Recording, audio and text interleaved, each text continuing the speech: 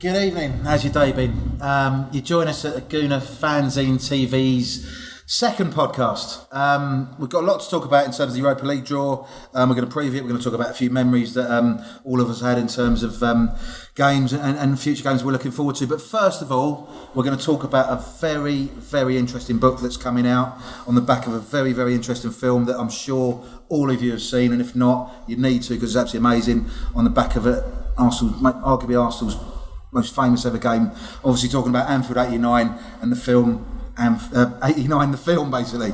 I'll try and get that right next time. The book is out by the legendary Amy Lawrence, former Gooner writer. I know Amy from the press box. She's an amazing person. I know she's at Athletic now and she's doing really, really good stuff there as well. Huge respect for Amy on so many levels. She's written this book. It's called 89, Arsenal's Greatest Moments, told in her own words. There's a foreword by Thierry Henry, who we all know and love. It's a book you have to buy if you're an Arsenal fan, basically. Glenn, you, like myself, you went to a lot of games that season, 88-89. It was an amazing season, amazing climax to a season. This book, I'm sure, would be absolutely amazing. The film was brilliant. Yeah, I'm looking forward to it. Yeah, absolutely. Just tell us quickly, give us a memory of May the 26th, 1989. Okay, it's quite a unique memory. In fact, Amy was sending out emails asking for contributions for this, and I didn't mean to get round. It's quite a quirky, funny one, but I left work slightly early to go because it was Friday night, as everyone recalls. TV games were few and far between at the time. Anyway, we all know the background. Okay, so I went down to my local in Leytonstone, where I was living at the time, and I was absolutely horrified. There was about 6 or 7 Liverpool fans in there, armed with a bag of carrots. I didn't know them, but there was one guy who was an Everton fan. I think they were his mates, so they were obviously staying with him for the day or whatever. Anyway, the game was on. And I just sat there stewing, basically, because I was really affronted. I couldn't get anywhere near the sort of TV. I was stood right at the back. And you're only small as well. I'm only small, yeah. And every time Adams came on the screen, a carrot was picked up, Eeyore, chucked at the screen. I was just getting really, really wound up, stewing away. Obviously thought we were going to lose the league. Yes. And you had Pleat saying, it was another attempt, blah, blah, blah. Yeah. And, Thomas scored. And I sort of like, my body just left me. And I was a lot fitter then, and I just vaulted over 2 tables, slid on my knees in front of them, gave them the fingers and said, "How do you effing feel now?" Whatever. At which point sort of like bedlam ensued. Expand on bedlam. What does bedlam mean at that particular moment in time? Well, a lot of heavy Scouse accents saying, "Who the F are you?" And the next minute, the pub Alsatian was out, going absolutely berserk. I was ushered upstairs by the Irish landlady, saying, "Glenn, you realise what you've done?" And I was upstairs, and they were trying to get him out. I think the police turned up because they started kicking a few tables over and smashing glasses. And I was just sat upstairs on this sofa, twiddling my thumbs, going, "We've won the league." So yeah, that was my unique sort of experience of it all. And, wow, that should be in the book, really. I'm sure there's a million anecdotes in there. Yeah, but I saw the email that Amy sent out, and I was, like I said, thought I might contribute to that, but it was a mad night. But anyway, it settled down, and sort of like, like the film Fever Pitch, even over in Leytonstone, there was people coming out into the pub on the streets and stuff, people with flags, and fantastic night, never to be matched. Absolutely. I mean, you can't stress to people who weren't there at the time how big a game that was and how big a victory that was at the time. But I mean, obviously you guys show me age here, Glenn's age as well. I don't think you were born, were you, when May the 26th, 1989 happened?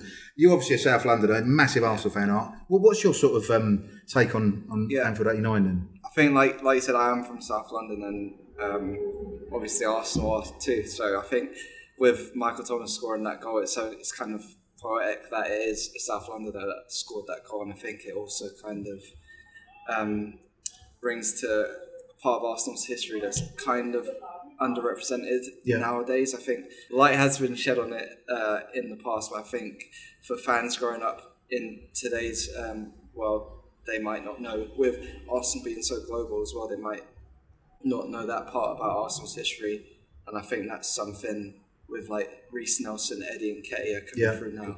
That's something that should be highlighted even more. Absolutely. And hopefully it is in the future. Yeah, and I've just got to ask, I mean, I think we've all got a special affinity with sort of youngsters who've come through the ranks, local lads. You've obviously been a South Londoner, Mickey Thomas, we had the late great David Rocas, I know you sort of mentioned him as well. What was your feelings on Rocky? Well, for me, it's kind of surreal because I'm from Lewisham and in and around Brockley, Crofton Park area. Yeah. So similar areas to him.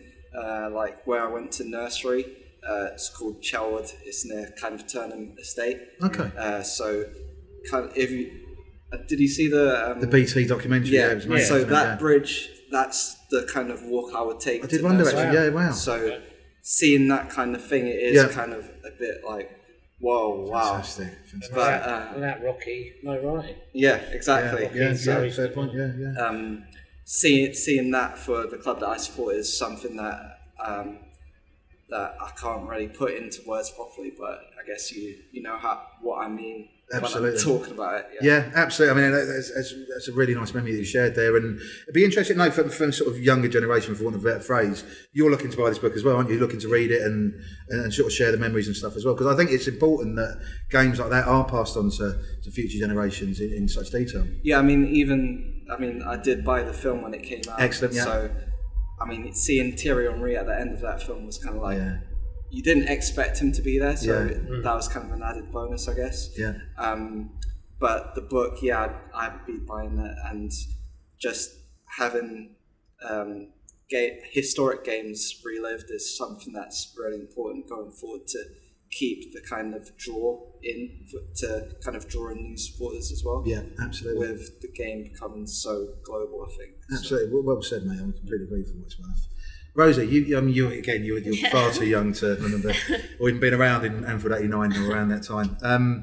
You're obviously from an Arsenal family as well. What was your sort of memories, or what anecdotes have you got from there? Well, I mean, I think 26th of May, my late brother's birthday. So my dad always tells me how, perfect birthday present, winning the league on your birthday. But my dad's not an emotional football fan.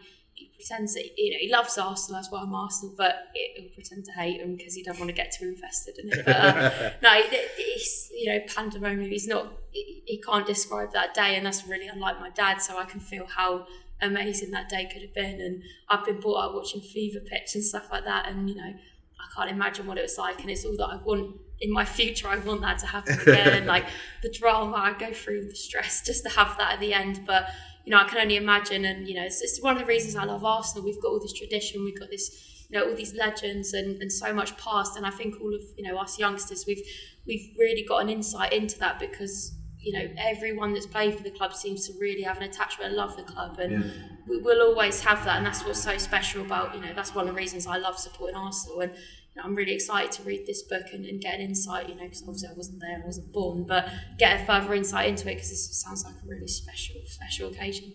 Fantastic. That was perfectly summed up there, Nat. I appreciate your time on that, and obviously memories of your late brother as well. Fantastic. Serge? Yeah, I mean, surprisingly, I am also quite a young man. I don't believe that for a second. I know, the beard is glorious, but I'm still a young man. So I wasn't... I need to see his passport, seriously. I wasn't there for that match, but my memories of it are sort of going to my grandmother. She was the woman that made me an Arsenal fan. Yeah. And regaining me with stories of that. Okay, wow, yeah. She was, Irish background, so she would tell me all the stories of the Irish Arsenal background, and watching the film and waiting for this book to come out. It's just... Arsenal fans nowadays always sort of forget about it, the younger fans. You think more of sort of the 04-03 season or the 06 final. You never think of how important or how sort of propelling that was for the team at the time. It really was. I mean, obviously, being in Division 1, since the Premier League's come in, everyone's kind of forgotten pre-92. I know you can't forget about it. It's so influential in our makeup. A lot of the players we got in for the Premier League would have joined us because of that league win. Yeah, absolutely, and well said as well. Although I refuse to believe you're young, basically. I'll tell you my secret. Yeah, please do. I've got one more quick memory. Go on, Glenn. As long as it's clean and there's no violence involved. There's no basically. violence in this. But I had a female friend who's now moved to Suffolk, but she had a house directly opposite the Marble Halls, and she said that night was unbelievable, and she said it just went on for day after day after day. The old bank holiday weekend. weekend. Funny story was, as in Fever Pitch, there were people dancing on cars, on car bonnets, on rooftops and that, and her car got trashed. And she just wrote to Arsenal, and within a week or two, they sent her a cheque. Oh, is that right? Really? Yeah, without any sort of... I love stuff like that. It just shows you the classy club Arsenal are, doesn't it? That's where we used to do things properly. Yeah, absolutely. Yeah, brilliant. As Rosie said, got to cherish that history. Yes, absolutely. So, just a few short memories of and anecdotes about Anfield '89 here. We're going to do a pod based on Anfield '89 before the book comes out in early October, Amy Lawrence's book. Buy the book. If you haven't seen the film, watch the film. It's absolutely amazing. If you don't know anything about Anfield '89, then please mug up, because you shouldn't be watching Gooner Fanzine TV if you don't, basically. So, that's Anfield '89. Be more details coming out soon. We are now going to switch to, drum roll, I'll just get my special Europa League thing out. I'm not sure what you'd even call that, really, but